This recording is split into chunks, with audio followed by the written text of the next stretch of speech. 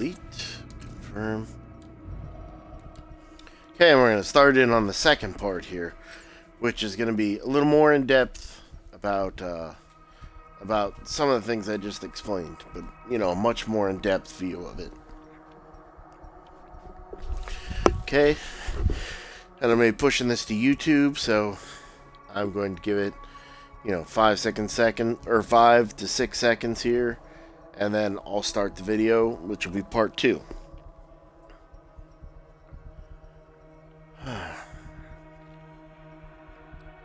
Hey, hi everybody. This is going to be part 2 of a small series I'm going to make. Maybe go back, watch my first video. It explains the game recently had an update. New people are coming in, so this is just like a little starter guide. Now, the first one I explained, when you start a new campaign, I explained the tutorial and some basic skills and things that you're going to need starting off and things you're going to see starting off. Now, this time it's going to be a little more in depth, so we're going to start a new community. This time we're going to skip tutorial. First video I showed about playing it. This time we're going to skip the tutorial, move right in. Now, when you do that, you have a choice of maps. So, Trumbull Valley is the brand new map, which it's a pretty easy map, but it's very story heavy. So if you want a story heavy map, Trumbull Valley it's a good choice. There's a lot of missions that link together to give you certain things. Providence Ridge is where you start if you do the tutorial. So most likely if you did the tutorial, your first playthrough will be Providence Ridge. You'll play that. Cascade Hills, basic couple towns, but Cascade Hills has, I believe, to be the most organized base in the entire game, which is the Container Fort, which is huge. It's one of the biggest. Now, each map has a very large base, which is something I'll explain here. Trumbull Valley has Fort Marshall, which is like a military compound. Large, you can put in just about everything you need. Providence Ridge, they have a fire station, but the fire station, for some reason on that map, it lags when you get near the fire station. So I never take that base over. So that's why I don't care for Providence Ridge. It really kind of disappoints me. But you take over one of the other bases and it's more than big enough. So Providence Ridge, I'd say, is one of the worst maps. Meager Valley, there's a lot of stuff to drive around. And in Meager Valley, there's certain parts where fences aren't breakable. You run into it and it's a big pain. And its big base is a baseball field, which, is a very nice base. Just like Cascade Hills, it's got a large base. So it's probably the second worst. So the worst is Providence Ridge, the second worst is Meager, in my opinion. Some people might really like Providence Ridge or really like Meager, but I'm not one of those. Drucker County, it's an average run-of-the-mill everyman base. It's got a little bit of everything, but it does have one base I really like, and that is a drive-in theater. And with the drive-in theater, there's a special ability, and your people are trained to a certain level. Now, with the drive-in theater, you can watch movies to train your stuff. So you can go from a person with nothing to a person with full everything. If you just watch, you gotta watch a lot of them. It's like 1 star per video on standard. And then you get to yellow, and it's 2 videos per star on standard. So, you have to watch a video like 15, 18 times to go from nothing to completely full. But really, it's not hard because it's like 5, 6 minutes. And you just run it. You go search, do whatever you want. It runs in the background passively. And even if you're not at the base watching, let's say, the videos, you still get the benefits. And when it finishes, you just remotely open up your community, start it again. Keep searching, do whatever you want. Rinse and repeat until you get your desired effect. Or if you're feeling lucky, you can just say random, which I don't do. So I'd say probably your best bet for story would be Trumbull. Providence also has story, but it's a lot looser. And the 3 primaries really don't have much of a story per se. But Trumbull's a lot of fun. But out of the 3, Cascade Hills is probably your best bet because of the landmark outpost and because the container fort. But Drucker is it's right there, close behind, because it has a hospital, so you can have med production and basically stuff that'll help with plague and things. So either Cascade or Drucker for your second playthrough, because your first will be the tutorial. We're going to go with Cascade this time, just because, as I said, that's my number 1.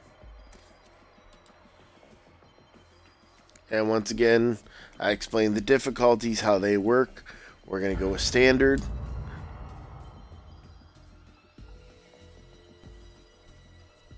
And then, of course, we'll load in. Now, after you beat the game the first time, let's say you beat that tutorial playthrough, you will get the Builder Boon. Now, as I explained in the first one, the Builder Boon, base-wide power and water, no fuel cost, and no threat, so no sound. So, you choose the Builder one.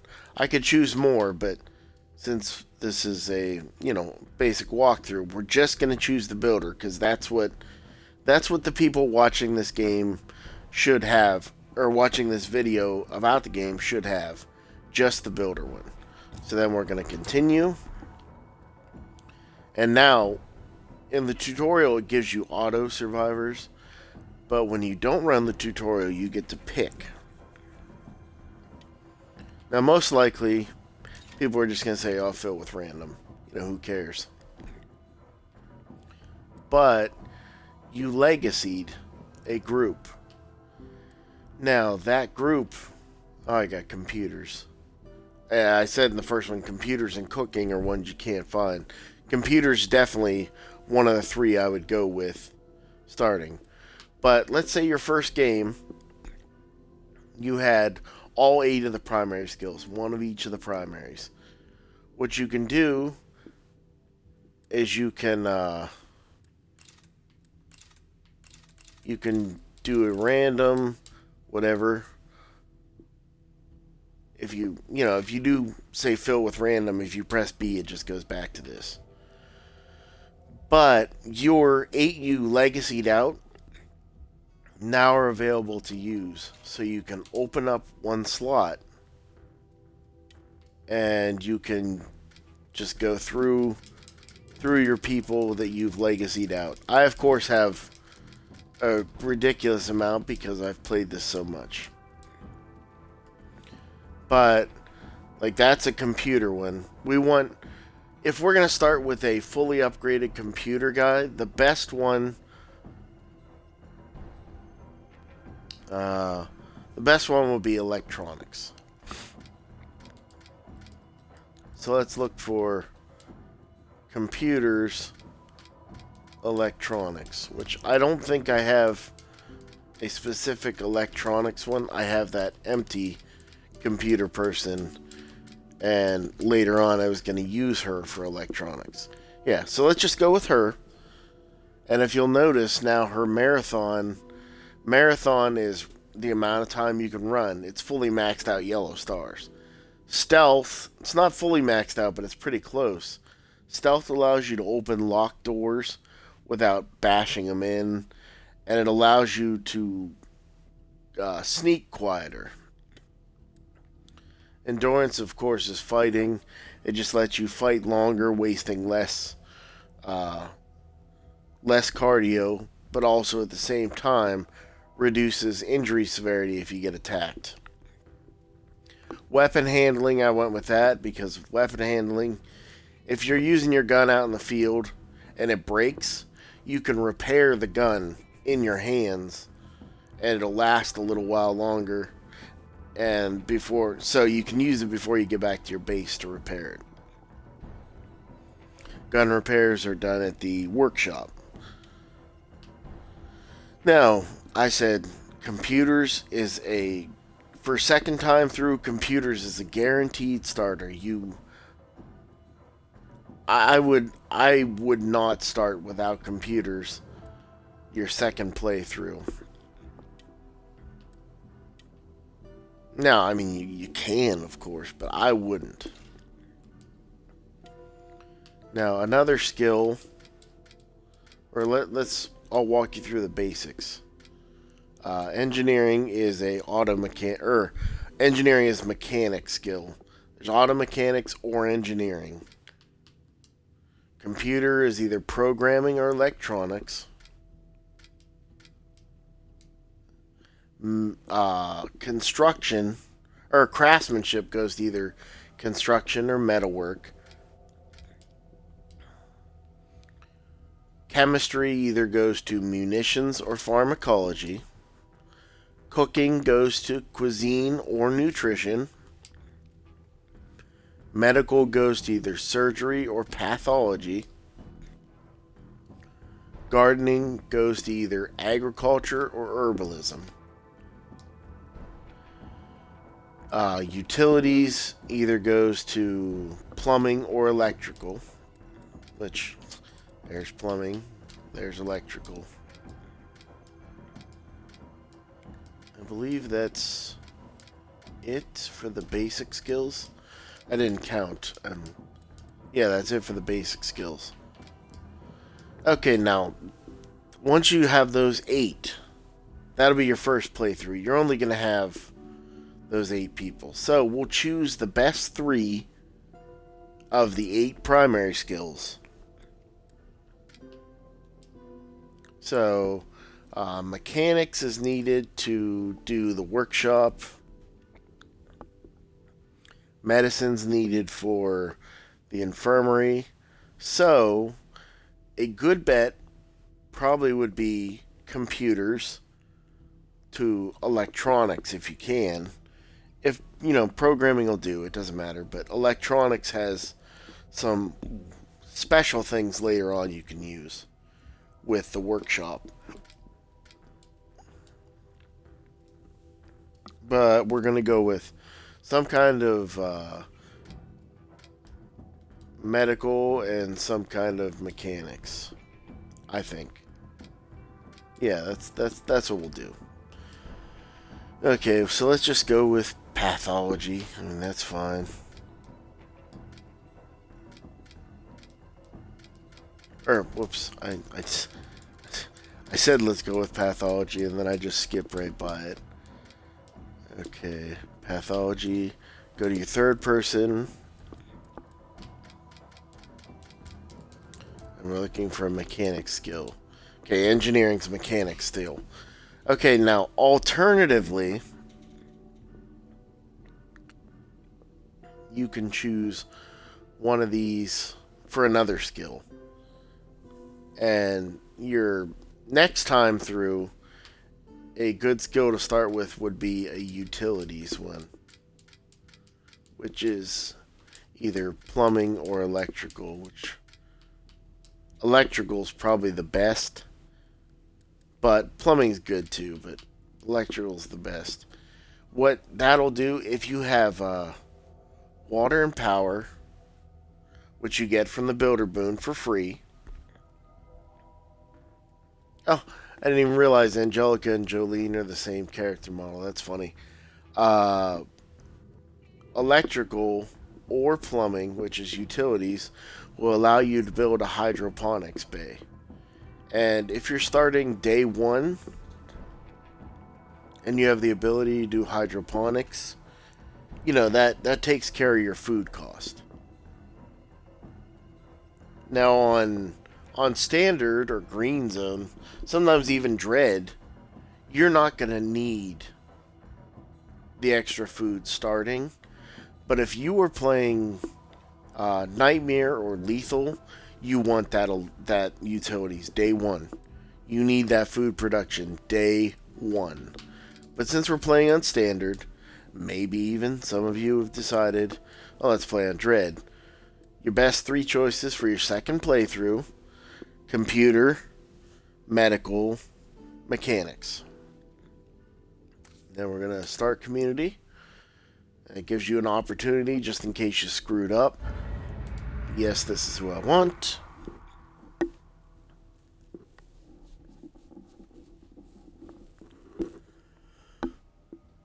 Now, basically just skips all that tutorial stuff, and now you start on a map. Okay, so these are my 3 people. Now, when you legacied out, not only do you get to keep all your skills there at the levels they were, but you also start at a citizen standing, which I explained. You got to get to hero, and you can do the builder leader. And I'll of course go more in depth to that this time. So, when you start a normal game with a basic person, they're a recruit. Or if you find someone in a game, they're a recruit. Kill a couple infestations, maybe do a play cart, they go to citizen. Once you hit citizen, then, you know, once again, couple play cards, some infestations, you will go to hero. This one, her hero bonus on the left side, she gets rotating system, which when she hits hero, you get plus 15 food storage. Passive. And her leadership possibility is trader. Each person only has one possibility to be a leader. Now, it was great that I got a trader, one of my picks here, which is the next thing I wanted to get into. Your second time through, computer, medical, mechanics are the most important starters. Beyond that, you want to look for leadership trader. So you need to get people to citizen, and then you can see the possibility. So whoever has leadership trader, you want to get them to hero and make them your leader. Trader is what I would suggest heavily that you make your second boon. So builder for your first game, legacy. Trader for your second game, legacy. Now she's a sheriff. Her hero bonus would give passive 4 morale. Sheriff is kind of a weak one. His citizen is trader. But he has a really good one. See, his hero bonus is plus 1 fuel per day. You'll get people, some of them have plus 1 fuel, food, construction, you know, whatever the basics. Others will have plus 1 bed per day. Others will have plus 1 labor. Those are your really good skills, because they provide important things that every community is going to need. And once again, all his yellow skills and stuff are there. Now, you may have noticed there's a thing called traits below standing. Well, if you have a recruit, it shows like 1 trait. And then once you hit citizen, your traits all unlock and it shows all your traits. Now, you can have positive, negative, or neutral traits. On hers, you can see she's got a positive, And she gets a morale bonus from stills and bars, which isn't very important. It just, it's not a big deal, but it's not negative. And then lived in a bunker, it's a neutral one. It says affects skill, but it really doesn't do hardly anything. They don't really explain it very well. But lived in a bunker is neutral, and learned medicine. She read a book to learn medicine, and that's that's a passive neutral. So let's see. She has two of them. Pulled all nighters, so her cardio, she can run, however long, and she also has minus fatigue severity. So as you run in your cardio, you get tired. This will mean she gets tired slower. And computing, of course, is just a basic neutral skill. He's only got one, and it's neutral. So none of these three have negatives, of course, because I picked good characters. I didn't pick, anything bad. But you may have negative traits. And if a negative trait says target of conflict, that's not a big deal. Eats plus 25% more food a day. That's not a big deal unless you're on Nightmare or Lethal. Then that could be a deal breaker. But on Standard, Green, or Dread, it's really not a big deal. But there's some that causes conflicts, or one of his traits will give you negative morale straight off. Those people are pretty crappy. And you get them up to Citizen, and if you have a choice, you can, let's say they're a mechanic like him, and let's say he eats extra food per day, causes conflicts, and some other thing. So he's got bad stuff. Well, what I would do is I would find another person with mechanics, and then I'd check their traits, get them to Citizen, check their traits, and if they had positive traits, then I'd be like, okay, well, we need to get rid of this guy. So you're asking yourself, well, what happens if you have two people with the same trait and you don't like the one person? Well, if you look at the bottom right, it says Exile Survivor. If I hold the Y button in, the circle will go around, it'll say Exile, and it'll mark them for exile. It won't immediately kick them out, so if you accidentally do it, you do have a chance to undo it. But if I say Exile Survivor, it'll mark them, and then I'm in my game, it'll show a little marker above their head. You go over and say Exile, and they're like, oh, we're sorry, you can't live here anymore, and it kicks them out. And they get mad, and they leave. So I think that's all the basic stuff. And health and stamina, I can't explain, because they go up and down between each character. There's so much variance, that's not important right now. Okay, now, since these people are yellow, well, it doesn't matter if they're yellow, they're from a past group. You'll have, if you choose, you can have people from a past group. Now, they keep all their weapons that they had in their inventory, all their ammo they had in their inventory, anything, explosives, pain pills, whatever they had in their inventory. When you legacied them out, they'll have in their inventory when they start the next game. So, this character has a fencing tool melee, a good pistol, a good primary gun, some Molotovs, firecrackers, and meds. Great. So now you start off with that. Now, as you saw in the tutorial, if you watched the last video, you start off with a crappy baseball bat, and you get handed a pistol. And it's a pretty crappy pistol. So you can find the best weapons you have. Like, this is a P07 Pro. I like the Pro. Or you'll see like a Precision G8, or I think it's Precision G17. And then there's like P220 Elites. There's other good guns. So I have the P07 Pro on her, and I have an advanced suppressor on it, which is a mod you can find and put on weapons. Which actually, I'll show you here. Why not? So let's say I've got a P07 Pro. I've equipped it, and I'm searching things, and I find an advanced suppressor as I'm searching. Now you may find handmade suppressor, improvised suppressor, professional suppressor, or advanced. Advanced is the best. Improvised is the worst. Handmade is just above improvised. Pro is just below advanced. A pro one is what you're gonna find mostly, and it's good enough for anything.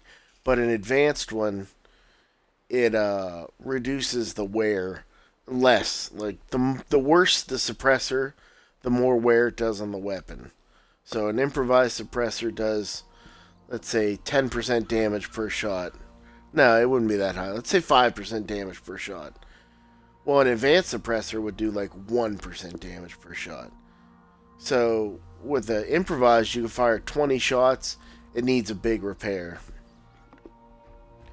Advanced suppressor, you could fire 100 shots before it needs a big repair.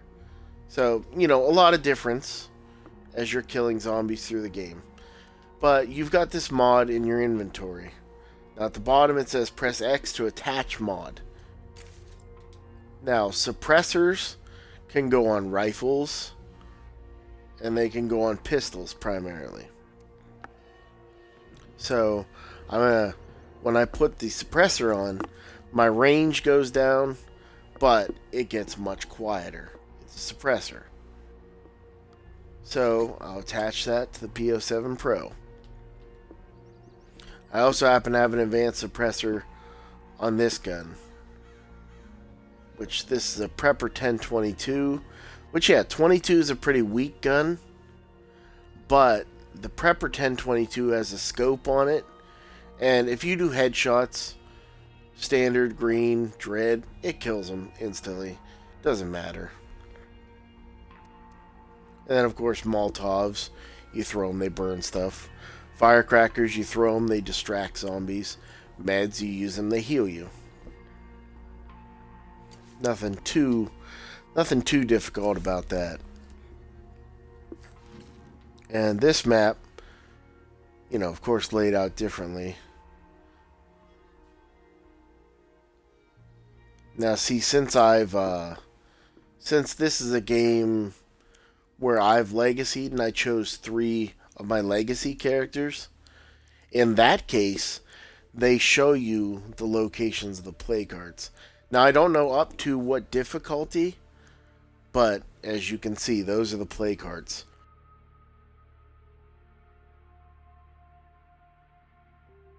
Now, on standard, looks like I have 10 play cards.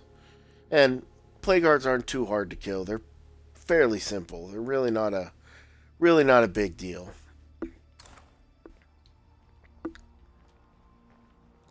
But when you did the tutorial and the other one, it automatically took you to your first base.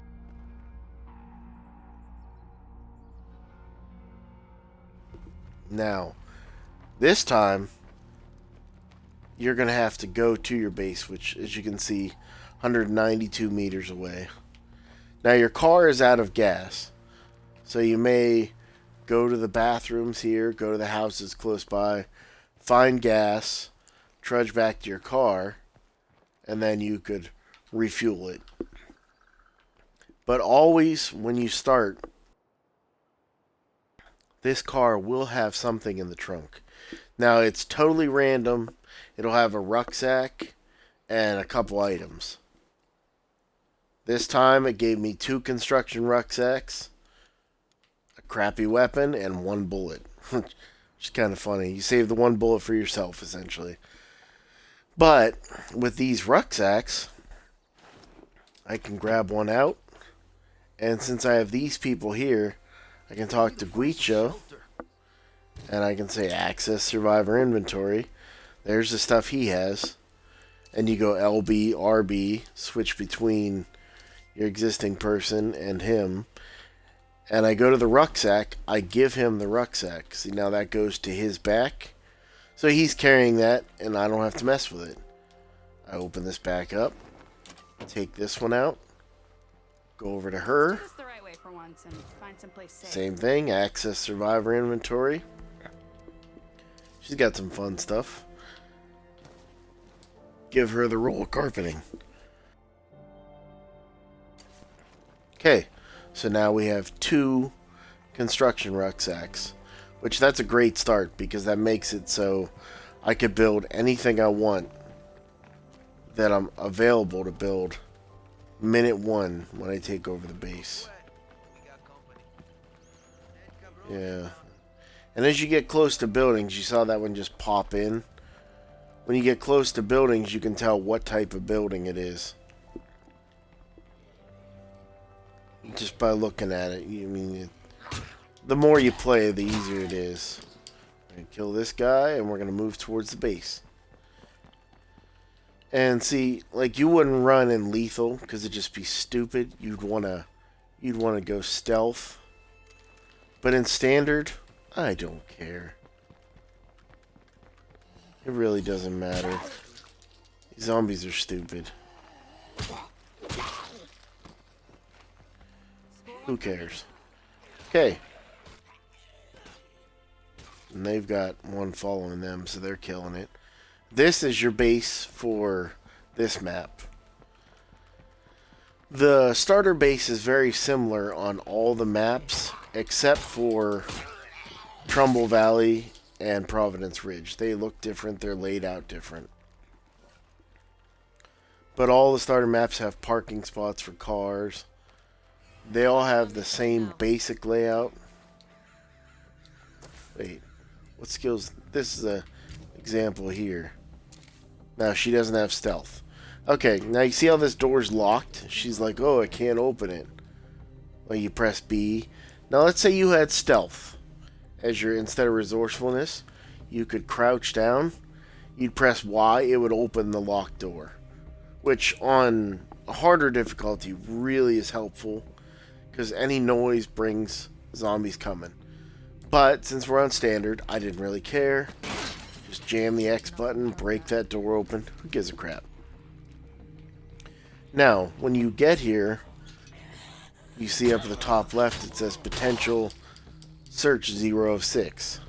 So I gotta go in the house and search all 6 areas. Now there will be zombies. Standard, there's not many. But as you saw, I just killed one. Okay, no zombies in the bathroom. So I searched the bedroom. I searched the bathroom. 1 of 6. They searched the command center. Found a zombie. That's 2 of 6. The bedroom. 3 of 6. This bedroom. 4 of 6. No zombies. You get the idea. So then upstairs. Check the kitchen.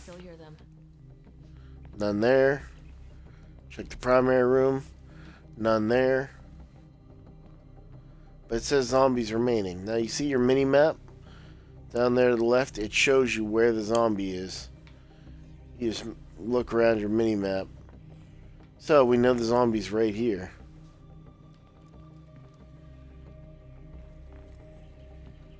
So we come over here. Oh look, little zombie crawling around. And you just come over and execute him. Boom. And then the area turns white, which means you can now claim it. So you go in here, claim site. And it tells you what's in here, which really isn't that important. It doesn't matter. It's your first base. It's the only one you can take over starting, so you just take it. There is no other choice with 3 people. Now this group happened to start with 6 food, 2 meds, 3 construction. Yeah, see, she says enjoy water and power. Water and power are free, because like I said, we had the builder boon. So now any things that would require power or water, now essentially it doesn't matter. So we're going to access his inventory, grab this rucksack. That's cool. put it away. Hope it's helpful. Access her inventory. Grab a rucksack. Put it away. So there's now 13 construction. So that's a very good start, and I could build whatever I wanted. Now, as suggested, I said before, well, this, as you can see, this one's laid out differently. Remember, your one in Providence Ridge, if you watch the first video, you only have 2 free empty slots, and you have 1 bedroom thing. And here you have 2 bedroom facilities, your storage, but you also have the kitchen, just like Providence Ridge. So, you clear trash from this lot, which takes 2 labor. Repairing this would cost 2 labor. Since we only have 3, we can't do that. When this is done in 17 seconds, freeze it up. Which we'll just patiently wait here. Insert Jeopardy song. I'm too lazy to do that, so I'm really not going to. But okay, that's done. Now it's an empty slot. Now, a lot of these facilities, or a lot of these bases, you'll have a broken facility, or you'll have trash. Well, this represents a broken facility. Now, it costs nothing to repair it. Repair is essentially you went in, cleaned up the trash, you know, put a couple bolts in. It doesn't cost any materials to repair, which is awesome. Now, that'll be 2.5 minutes to repair it. When that gets done, I think that adds 2 beds and a morale bonus. So you have your double bunk room, 4 beds built in. You can add a mod. And your master and bedroom, 2 beds. So you have a total of 6 beds, day 1. So you can go get 3 more people that you find, and you can stay in this base. You have 6 people. You're still just fine. And a lot of the bases unlock when you have 6 people and 8 people. 8 people are the best bases. 6 people are good, but they're not the best base. Which is another requirement that I'm going to discuss.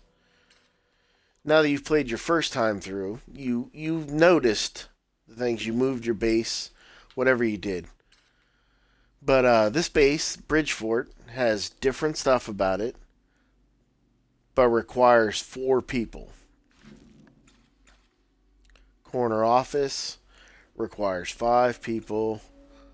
Lock and key, 6 people. See, as I said, the 6 people bases are the step below the best ones. And you've got church, which is 5. 5s are the mid-range, 4 kind of low. The 6th are the second best.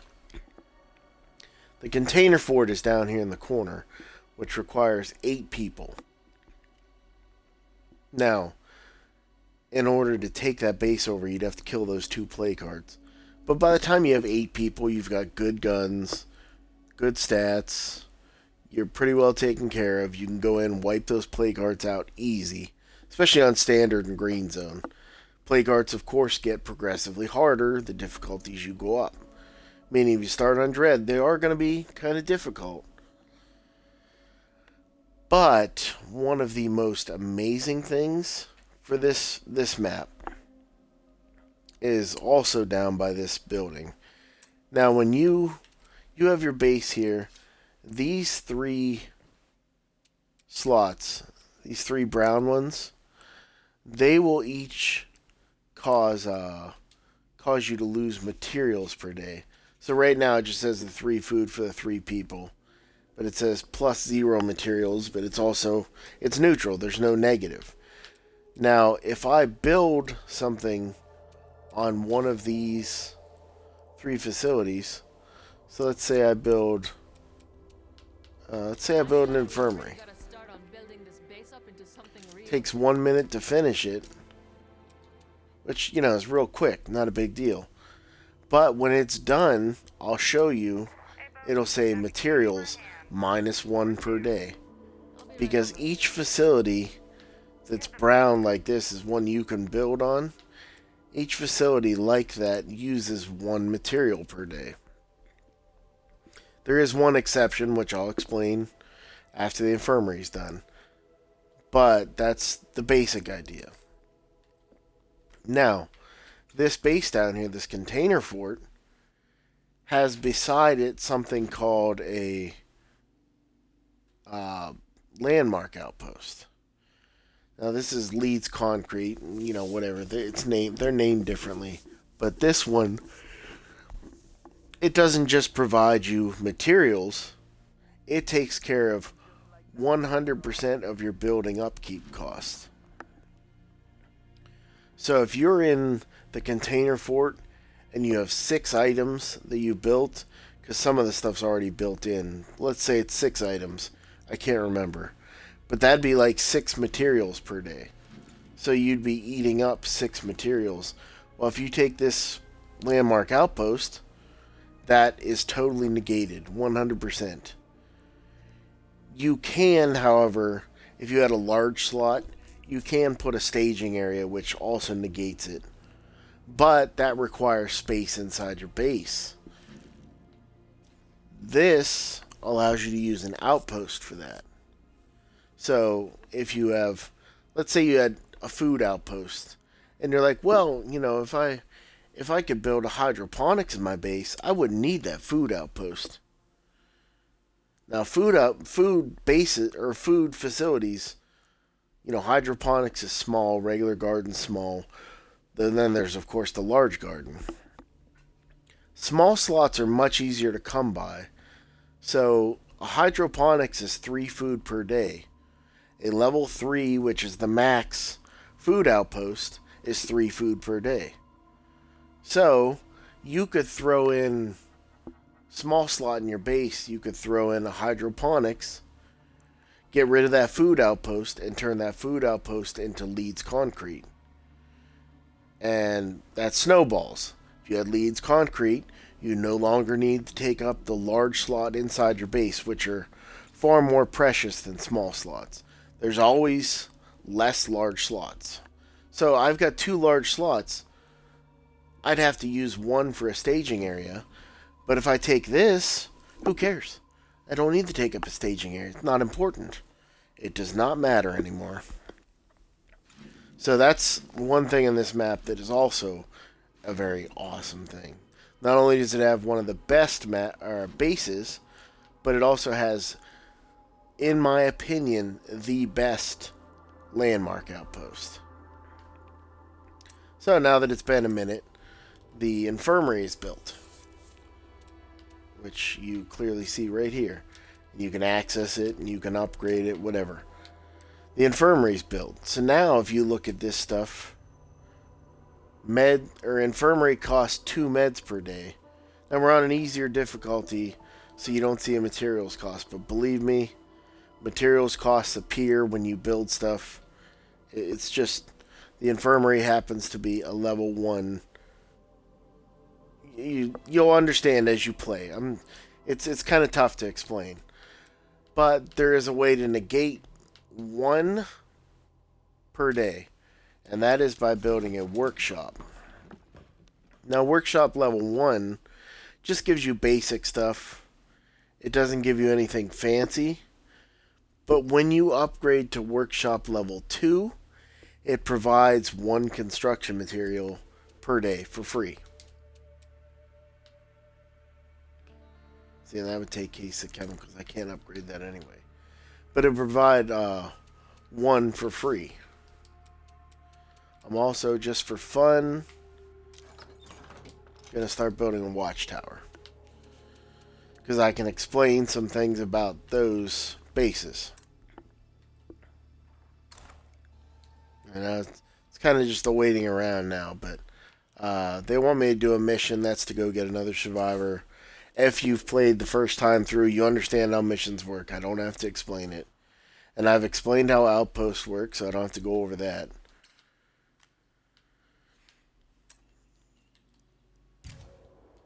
And once again, all their stuff, good to go abilities. Now, There is a spot for mods, which I haven't gone over in the other video, but I'll go over now. Okay, in the infirmary, I don't have any mods in my supply locker, but in the infirmary, you'll have like a sanitizing sink or a pill press, and each of the mods do something different. And like workshop, you can put ammo making mods in. You can put explosive making mods. You just got to find them throughout your journeys. And then bedrooms, there's mods that'll give you positive morale. Or you can also put in storage. There's storage mods as well. But let's say you're where I am now. See, stable, which isn't bad. It's just positive 3. But let's say I'm in Dread Zone. You get a penalty. So it'd be like -5, let's say. Well, there's mods that would give you +3 morale or +10 morale. So you would open up your mod, put in the +10 morale, and then that's passive morale bonus. Command center, I explained. Wait a second. Oh yeah, to upgrade the command center, you have to go to it. Oh, I'll go over to it. Sorry. Let me do that, and then I can explain it. Okay, open command center. You start out with 2 outposts. You have the ability to upgrade. Now, if I upgrade, which I don't have enough construction, so I can't do it. If I upgrade, it opens a mod slot, and then I can put a mod in. Now, mods here, you can get a signal antenna or a network satellite dish. Network satellite dish is the best, but it'll add mod slot or add outpost slots, which becomes very important down the line because you upgrade it twice. So go to level 2, go to level 3, and with power in a computer, you can do that from day 1 if you want. Now you start out with 2. Go to level 2, you have 3 outposts. You go to level 3, you have 4 outposts. Now, if you have a signal antenna, you put it in your mod slot, you have 5 outposts. If you have a network satellite dish, you put it in your mod slot, you have 6 outposts. Which, of course, 6 is better than 5. Now, let's say you get the signal antenna, you put it in your base, and it adds one slot. So you're at 5 outposts. Now, when you put an outpost there, it inhabits the 5th slot. If you later on come back with the satellite dish, you have to remove the antenna and put the satellite dish in, which removes your 5th outpost. You get half the points back, but just something to keep in mind. You should put your electrical and your power within the first 4 mod slots. So, like, number 1 and 2 will probably be like food and meds or something. Number 1 and 2 will be. But if you upgrade to level 3, outpost 3 and outpost 4 would be power and water.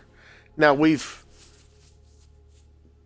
should have explained that in the first video. It would have been better. But we have builder, so we don't need power and water, so it's not important. But it's something to think about just down the line. Now, if we come over here now, ammo. My watchtower is using 1 ammo per day. So, infirmary uses meds, watchtower uses ammo, workshop uses nothing. Now, you see, upgrade workshop 2, craft, and it has all the list, and then it says, with power, generates 1 material per day, and lets us craft fuel bombs, which, fuel bombs are a little better than Molotovs. But that generates 1 material, so you'd be positive. Infirmary Upgrade 2 increases benefits of surgery and pathology, which are those yellow ones. Beyond, you can only get one for a medicine person each time. Now, like I said, their stats, the medical benefits from those two. And that's a passive benefit which allows you to create certain things better. If you have pathology, it allows for better infection cure production and painkiller production, or amount, one or the other. Surgery allows you to do better injury recovery and passive injury recovery. So if you're worried about pain pills and cure, you want to go pathology, which I would say you should go pathology, dread, nightmare, lethal. But green and standard, it doesn't matter. Even dread is questionable. You might want to go with surgery. But you're going to need those pain pills. You're going to need that plague cure when you're getting infected more often. Now, there is with the chemistry skill, you have pharmacology. Now, if you take a medicine person, which this person here, they have pathology. Pathology, you get more samples, infection resistance, and it works with meds production, as I said. But yeah, the infection resistance and more samples, it's important for the heavier difficulties. Now, if you combine pathology, and then you have someone with chemistry as their skill, with pharmacology specialty, pharmacology allows you to also produce things more effectively. So, if you combine chemistry, chemistry, pharmacology special, medicine, pathology special, they cross together and work as one. Which, it's a very in-depth concept, because, this game gets more in-depth the farther you go along. The 8 base skills work with each other in a lot of circumstances. Another circumstance which is important, you're in the workshop. Now, level 1 workshop doesn't show it. It's later on. I think it's level 3 workshop. But you can make C4.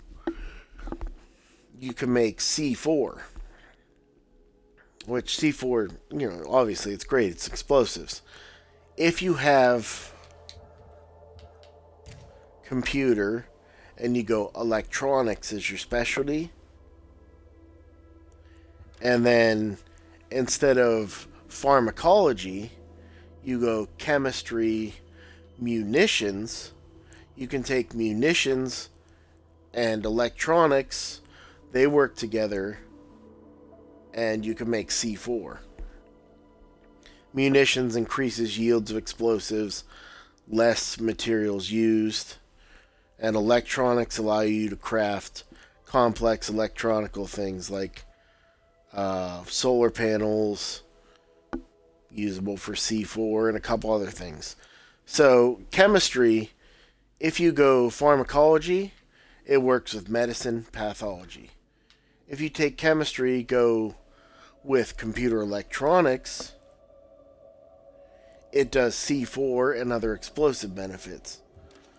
So, you really have to pick and choose what you want.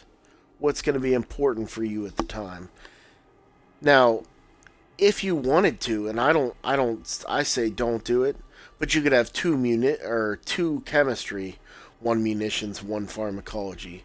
But as I said, you probably want one of each of the 8 skills, but you could go without cooking, so you could have 2 chemistry people if you wanted. And just as an example. Now, all the other stats also work together. Like gardening, you go to herbalism. Herbalism works with medicine base.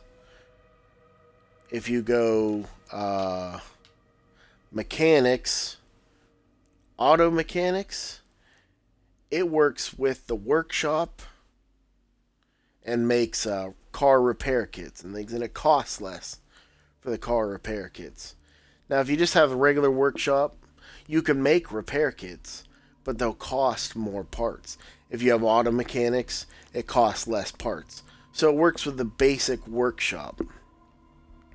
Now, if you go mechanics engineering, engineering is more advanced. It allows you to do weapon mods, and it works with other facilities later on.